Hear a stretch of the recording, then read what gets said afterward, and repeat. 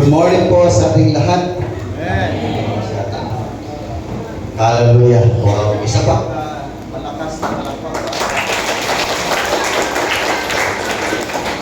Nakakabutan natin na talagang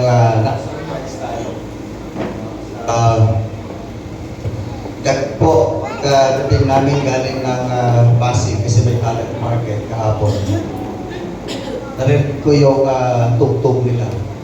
Parang napatanong ako kay Ann kasi siya yung bumaba.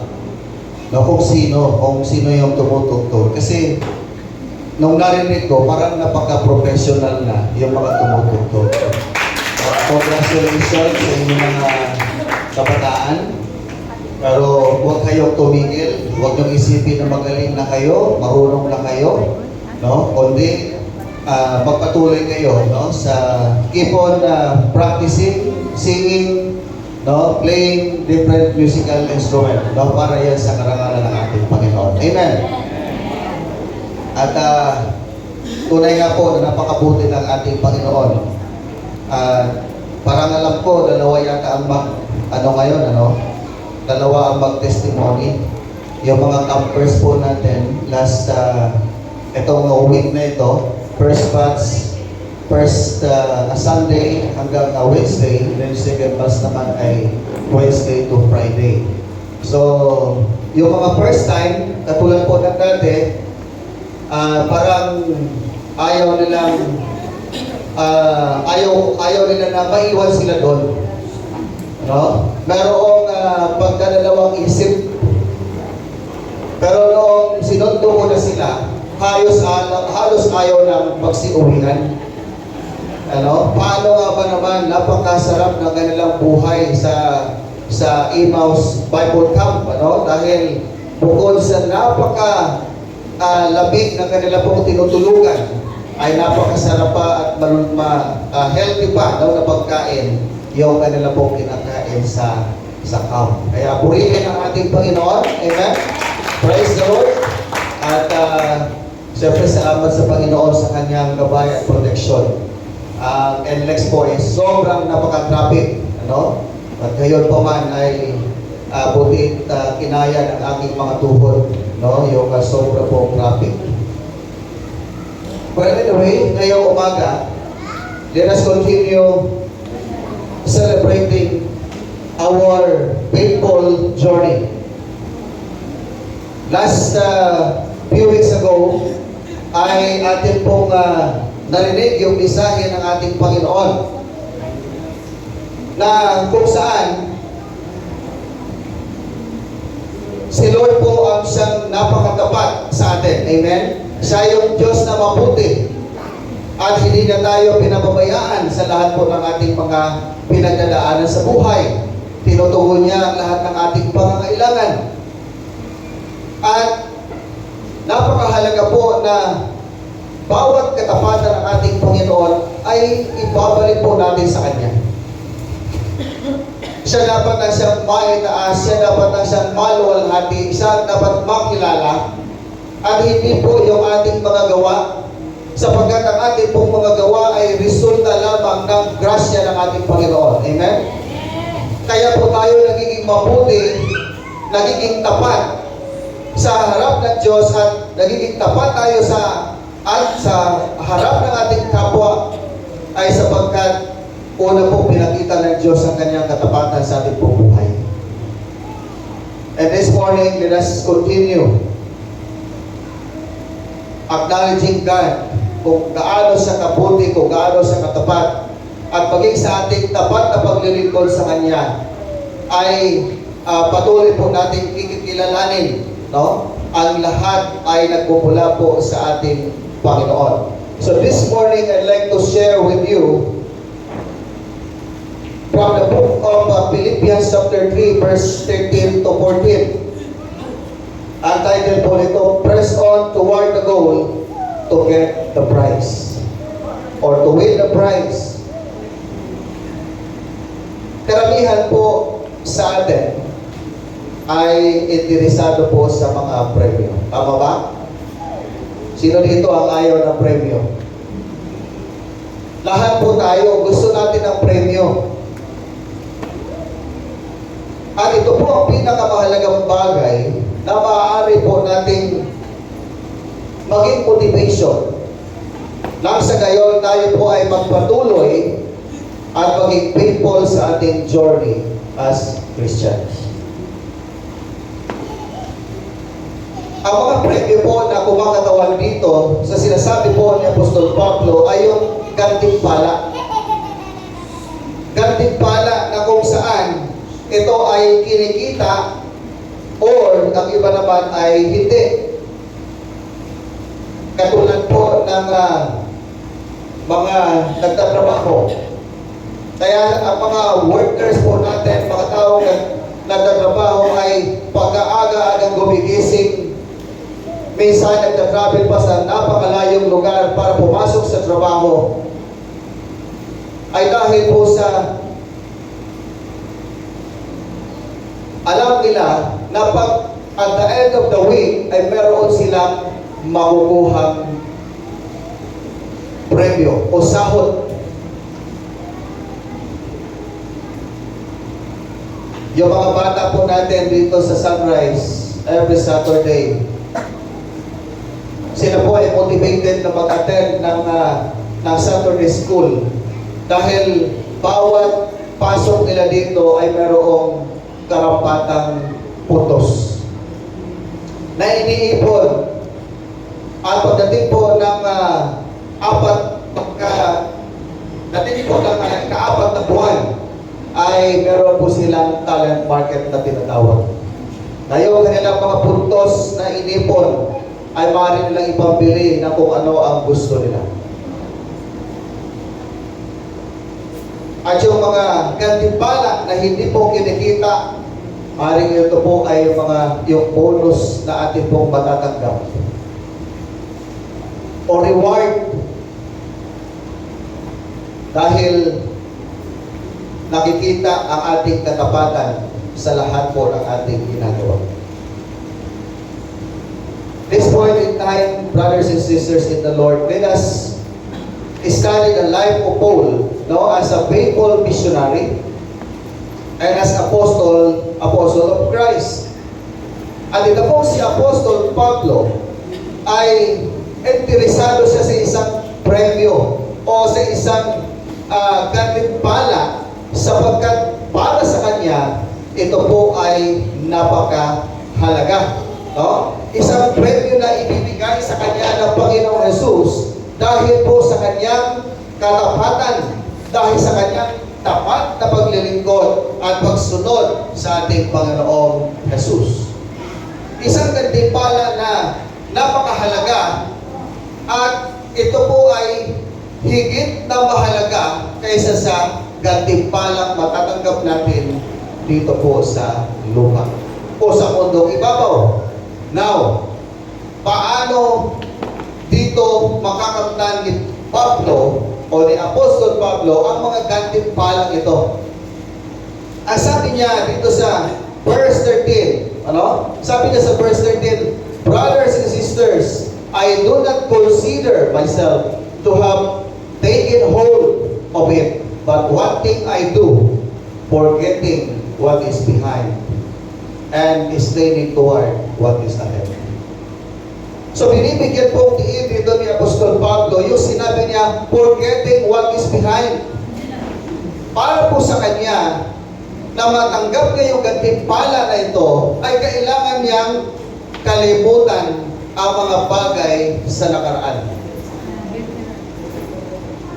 Ito po si Apostol Pablo ay determinado na hindi po mahadlangan ang kanyang paglilingkod o yung kanyang journey dahil lamang sa kanyang mga nakaraan. At sa halip ay pinagsisihan ni Paul ang ilang bagay sa kanyang nakaraan. Now, ano nga ba ang mga bagay na ito na kanya pong pinagsisihan na ayaw niya nang maalala pa at gusto niya nang talikuran na o kalimutan na ibaon sa limot? Una po dito ay ang kanyang dating pagtitiwala sa laman. He's confident, no, in the flesh. Ibig sabihin, dito po makikita natin sa Filipos chapter 3 verse 4 and 5 na sabi niya, kung sa bagay meron akong sapat na dahilan upang makahawak sa mga panlabas na tuntunin. Kung iniisip din naman na may katwiran siyang magtiwala sa ganitong gawain, lalo na ako. Tinuli ako sa ikawalong araw mula nang ako'y isilang. Ako'y katutubong Hebreo, tunay na Israelita, buhat sangkan ni Benjamin. Kung pagsunod sa kautusan ang pag-uusapan, ako'y Pariseo. His former confidence in the flesh.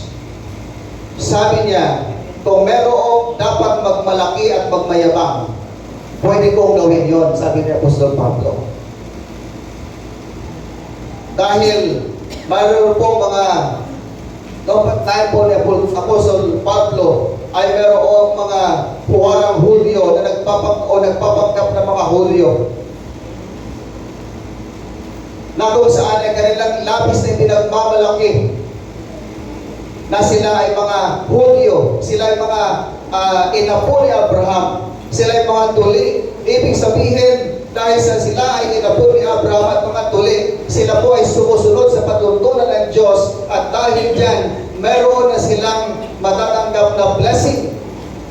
Subalit, dahil po sa kanilang mga tinatanggap ay naging mapagmalaki sila, naging mayabang sila, naging mapagmataas sila dahil sa mga blessings na kanila pong natatanggap. Kaya sabi ni Paul, kung meron mang magmalaki dito, ako ay isa rin inapo ni Abraham, isa rin akong Hudyo na sumusunod sa kautusan. Pero sabi niya, ayokong gawin ang mga bagay na ito. Wala akong may pagmamalaki kay Kristo. Wala akong may pagmamalaki sa Diyos, sabi niya. Ikalawa, yung kanyang hatred, no, kay Kristo. Siya po ay nasusuglap kay Kristo noon bago siya maging apostol. Dahil hindi po matanggap ng mga Hudyo na ang Panginoong Jesus ang siyang Misaya. Hindi nila pinaniniwalaan na si Jesus ang dumating na Misaya na magliligtas sa kanila mula sa kanilang mga kasalanan.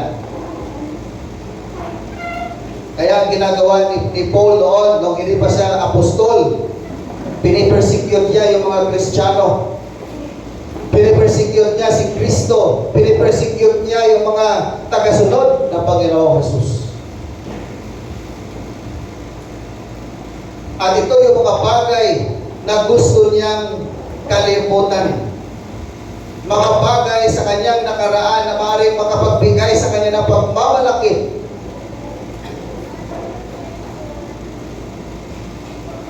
Ganon din yung kanyang mga nagawa sa ministeryo nung siya ay apostol na.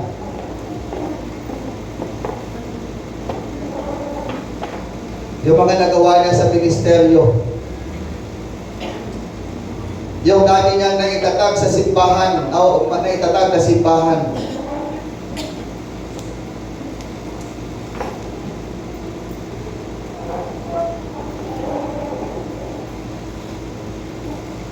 At yung kanyang paghihirap bilang isang missionary.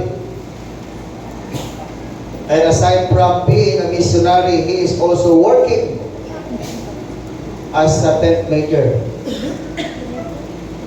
Kaya sabi po doon sa ikatlong Thessalonica, sabi niya sa mga Thessalonians, sa Thessalonian Church, kami ng mga apostol ay nagtatrabaho rin kami, naghahanap buhay din kami, sabi niya.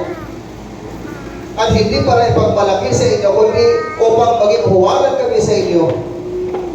So maging ito po mga apostol ng ating Panginoong Jesus, sila po ay nagbabanat ng buto. Para sila po ay magkaroon ng kanila pong pagkakakitaan na hindi lamang magamit para sa kanilang pangsarili, no? Kundi ito po ay para magamit sa iglesia na kanila po mga pinupuntahan o pinagministeryuhan.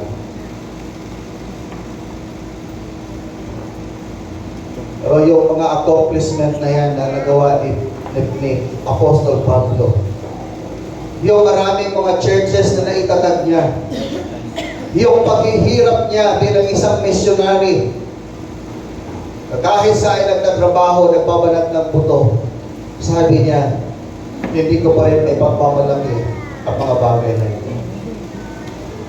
Hindi ko pa rin itinataas ang aking sarili o yung aming mga sarili.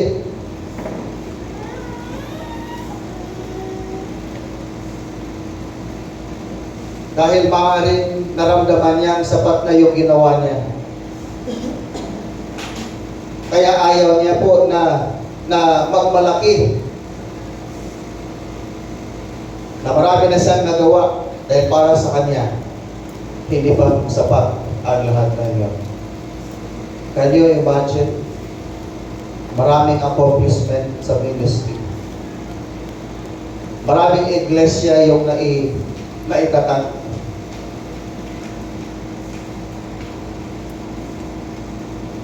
Isang tapat na misyonero nagtatrabaho para sa kanyang sarili at para sa isang iglesia, subalit hindi pa rin siya tumibigil sa kanyang mga ginagawa.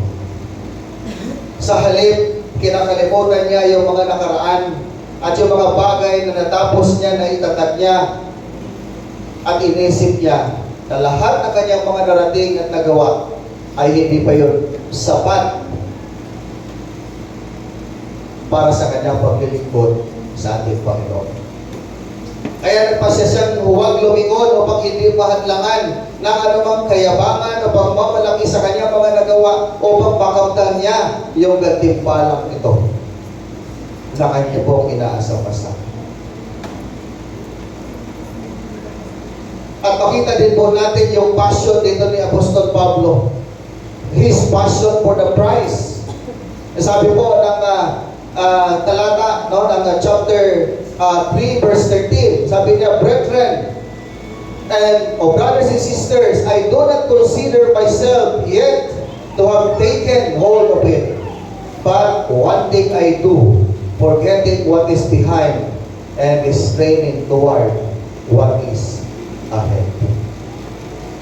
Sinasabi po dito ni Apostol Pablo, sinisikap niya na maabot ang mga nasa hinaharap niya at nagtutulin siya patungo sa hangganan. Napakaganda po ng binigay na motivation ni Apostol Pablo sa bawat mga Kristiyano. Makikita natin dito na sinasamantala niya yung bawat pagkakataon na siya po ay makapaglingkod sa ating Panginoon, seizing every opportunity to serve the Lord. And he must give his all. Ibinibigay niya ang lahat ng meron sa kanya para po sa kanyang paglilingkod sa ating Panginoong Jesucristo. Kung tutuusin po ay makita natin na sa kabila ng sobrang hirap at maraming mga challenges sa buhay niya ay nagpapatuloy pa rin siya. Alang-alang kay Kristo Jesus na kanyang pinaglilingkuran. Para kay Paul, hindi ito oras para hindi magkaroon ng malasakit sa gawain. Pakikita natin dito yung pagmamahal niya, yung passion niya sa gawain ng ating Panginoon, yung passion niya sa paglilingkod niya sa Diyos.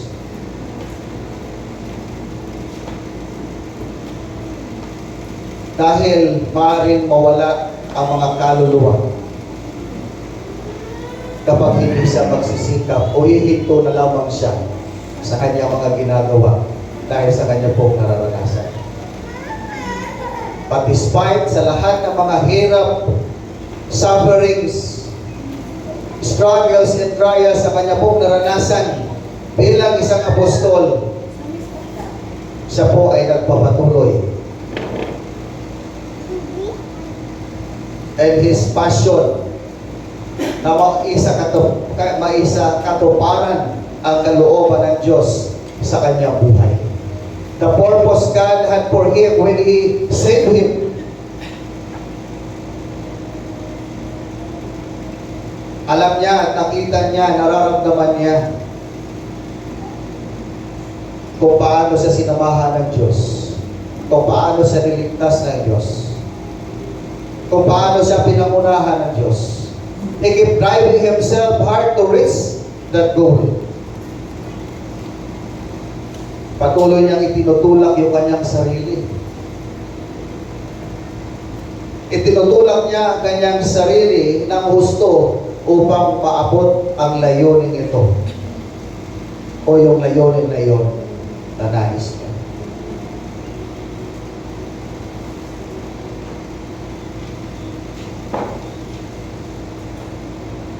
And lastly,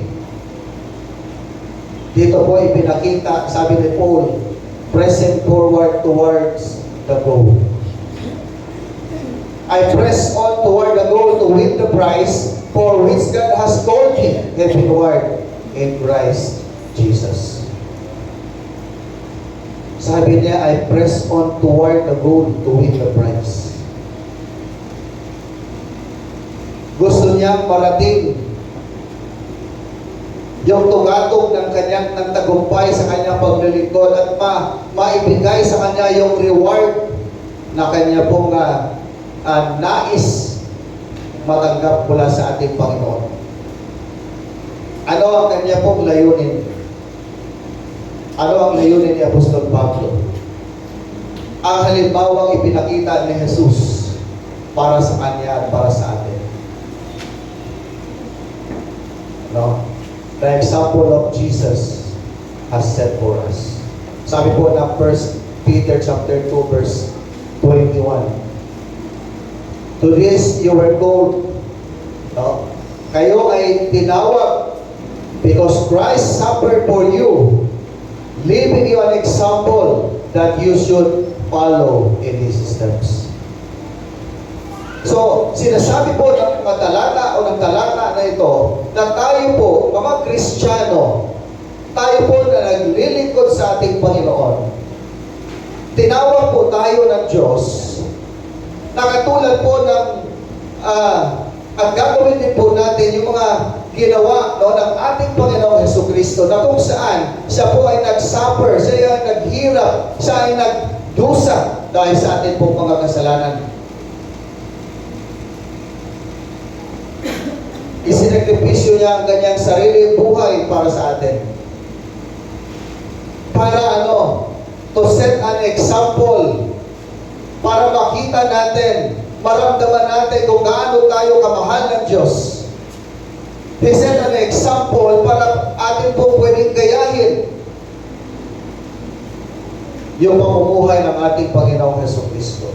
Yung kanyang kababaang loob, yung kanyang pagmamahal, yung kanyang maayos at magandang pakikitungo sa kanyang kapwa. At yung kanyang pagmamahal sa salita ng Diyos upang ito ay kanyang masunod. So nag-set ng example ang ating Panginoong Jesus. Ito rin po ang gustong mangyari o yung layunin ni Apostol Pablo at ni Apostol Pedro. Gusto ni Paul na maging katulad ni Jesus. Ito ang layunin ng Diyos sa ating buhay. Maging ang dahilan ng mga pangyayari sa ating buhay, mga kapatid. Church, this is God's purpose in our lives.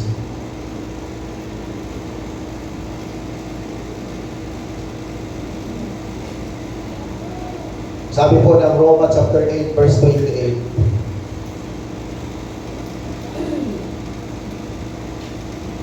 And we know that in all things God works for the good of those who love Him. Napakagandang statement. Ang sabi po dyan sa talata na yan, Romans chapter 8 verse 28, and alam natin na ang lahat, sa lahat ng bagay ay gumagawa ang Diyos. Tumigilos ang Diyos. Gumagawa ang Diyos sa buhay natin, mga kapatid. Kahit ikaw ay nakakaranas ng suffering, Kahit marami kang struggle sa buhay, kahit marami kang mga pinagdadaanan sa buhay, si Lord ay kumikilos. Amen. At huwag mong iisipin sa sarili mo, parang pinabayaan ako ng Panginoon. Bakit yun yun ang pinapadama ng Diyos sa atin? Yung sabi po dyan, who have been called, God works for the good of those who love Him. Kaya ginagawa yun ng Diyos sa atin dahil mahal na tayo. At yun ang layunin niya para sa atin. Na sa bawat nararanasan natin mga struggle sa buhay, sa bawat kahirapan na nararanasan natin sa ating buhay, physically, emotionally, materially, mayroong purpose si Lord kung bakit ka nag-struggle sa mga ganyan. Dahil gusto ng Panginoon na matuto ka. Gusto ng Diyos na lumaban ka. Gusto ng Diyos na magpatuloy ka. Parang hindi po, parang sabi nga, parang boring din ang buhay kapag puro ginhawa, kasiyahan ang ating nararanasan. Tama po ba? Kahirapan minsan may twist. Hindi rin po, hindi po yung buhay kapag puro lamang problema, puro struggle yung nararanasan. Pag gayon pa man, yun ang purpose ng Lord sa buhay natin. No? In all things, God works for the good of those who love Him. Ibig sabihin, ano man ang sitwasyon mo sa buhay, mahirap ka man, mayaman ka man, masaya ka man, malungkot ka man, mahina ka man, malakas ka man, si Lord kumikilos sa buhay mo dahil yan ang nais na makita ng Diyos sa iyo, yung ikaw ay lumaban at pagpatuloy sa kabila ng mga naranasan mo. Amen. Amen. Palakpakan natin.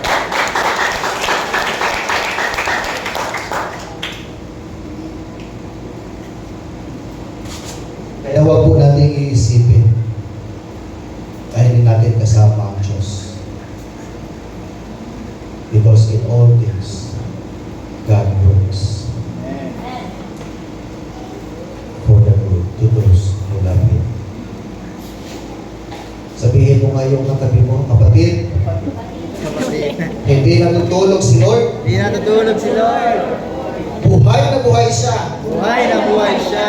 At nakikita niya ang kalagayan mo ngayon. At nakikita niya ang kalagayan. Kaya laban lang, Laban lang. magpatuloy lang Laban lang. sa paglilingkod sa Panginoon. Amen. Kaya, praise the Lord.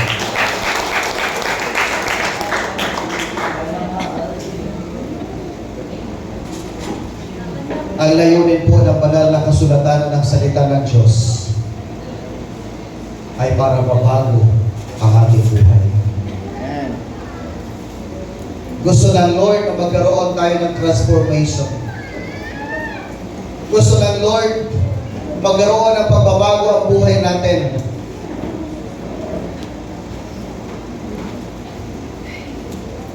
Now, kailan po matatanggap ang gantimpalang ito?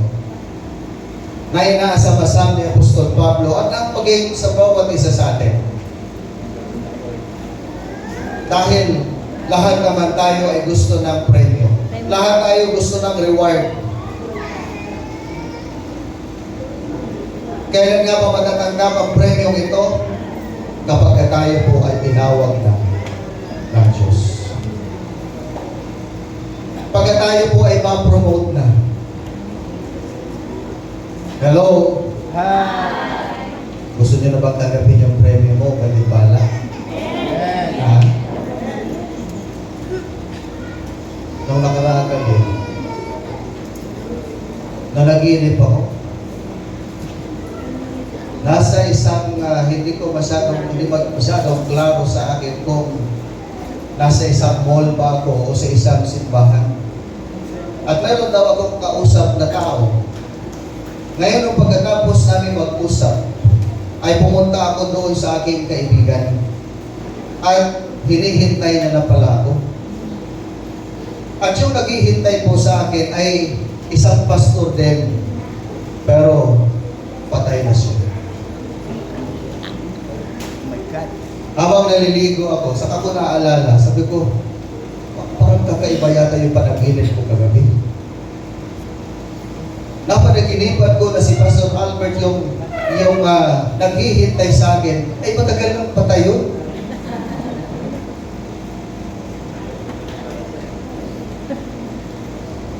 Siguro sa kaka-aral ko ng mensahe na ito, na gusto na matanggap yung premyo, yung gantimpala ng Diyos, ay biglang sumagi sa isip ko itong panaginip na ito. Pero sabi ko, Lord, huwag niyo po muna akong kunin. Marami pa akong gustong gawin. Pero sabi ko, pero kung yun na yung kalooban, wala po akong magagawa.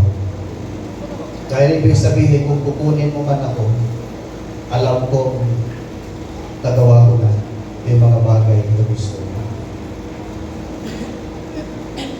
Pero nagkatalo pa rin talaga yung isip ko at saka puso ko. Ayoko naman mabiyuda yung asawa ko. Ayoko naman na mawalan na ng lolo yung mga apo ko. Sabi ko, gusto ko bang makita yung mga apo ko sa tuhod? Kaya pala maaga yung anak ko ng asawa.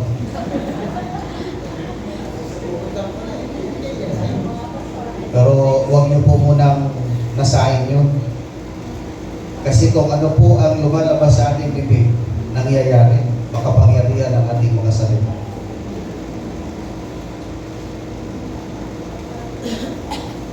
Anyway, matatanggap natin yung premyong ito pagka tayo po ay nakay Kristo na. Pagkakapiling na natin ang ating Panginoon. At ibibigay niya rin yung premyo na yon o gantimpala na yan sa muli ng kanyang pagbabalik. Revelation chapter 22 verse 12, sabi po dyan, Look, I am coming soon. Pahayag po ito ni Apostol Juan galing sa ating Panginoong Jesucristo. Look, I am coming soon. My reward is with me. Sabi ng Panginoong Jesus, malapit na akong bumalik at dala-dala ko na ang mga gantimpala na ito na ibibigay sa inyo. Sabi niya, and I will give to its person according to what they have done. Bibigyan ng gantimpala ng ating Panginoong Jesucristo ang bawat isa sa atin ayon sa ating mga ginawa. Okay? I will give to each person according to what they have done. Kaya mga kapatid,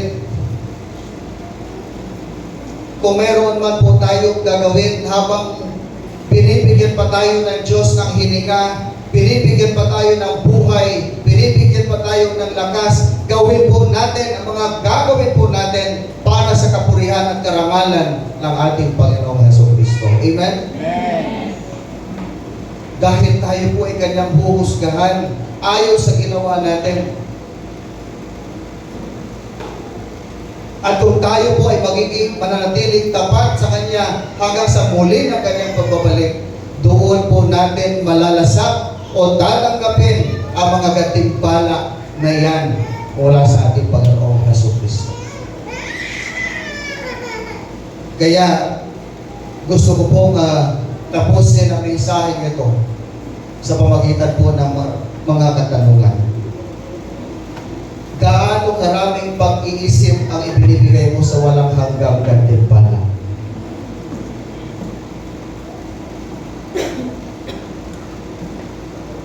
Gaano ka nakatuon sa gantimpala? Ano ang nakahahadlang sa iyo paghahanap ng gantimpala? O ano yung mga hadlang? Naasahan mo ba na ikaw ay tatawagin ng Diyos at makakamtan agad din ba? At sasabihin sa iyo ng Panginoon, welcome, my good and faithful servant.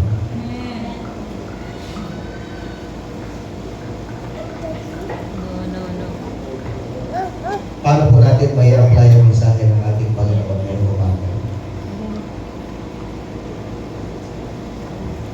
Una, base po sa mensahe ng Panginoon ngayong umaga, huwag tayong magmalaki. Kung may mga nagawa ka para kay Jesus, sapagkat wala tayong may pagmamalaki sa Kanya. At ang lahat ng ating tinanggap at ginawa, ay yan ay dahil sa grasya sa habang ng ating Panginoon. Ikalawa, huwag tumigil sa halip ay magpatuloy at magsumikap sa iyong journey bilang isang Kristiyano na may pagsunod at pagpapailalim sa kalooban ng Diyos. At sundin ang mga halimbawang ginawa ng ating Panginoong Jesus upang may garantiya tayong makamtan ang gantimpala na makalaan sa atin. Lord, maraming salamat po sa